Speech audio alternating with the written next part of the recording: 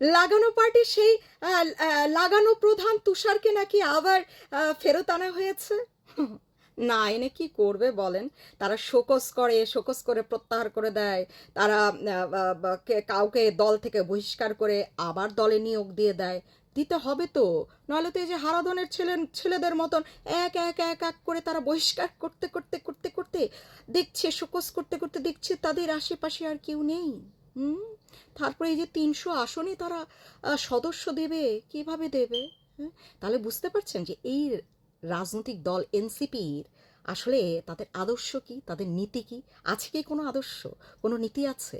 যারা শোকজ করে তারা প্রত্যাহার করে দেয়, যারা হচ্ছে বহিষ্কার করে আবার দলে নিয়োগ দিয়ে দেয়, আছে কোনো আদর্শ এদের?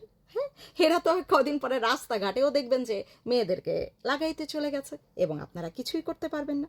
আপনারা শুধু চেয়ে চেয়ে দেখলাম, চেয়ে চেয়ে দেখবেন আর কি। হ্যাঁ, এখনো বুঝতে শিখুক, জানতে শিখুন নিজের অধিকার, নিজের বাক স্বাধীনতা ফিরে পাবার চেষ্টা করুন, একত্রিত হন, রাস্তায় নামুন, এদের প্রতিহত করুন, প্রতিবাদ করুন।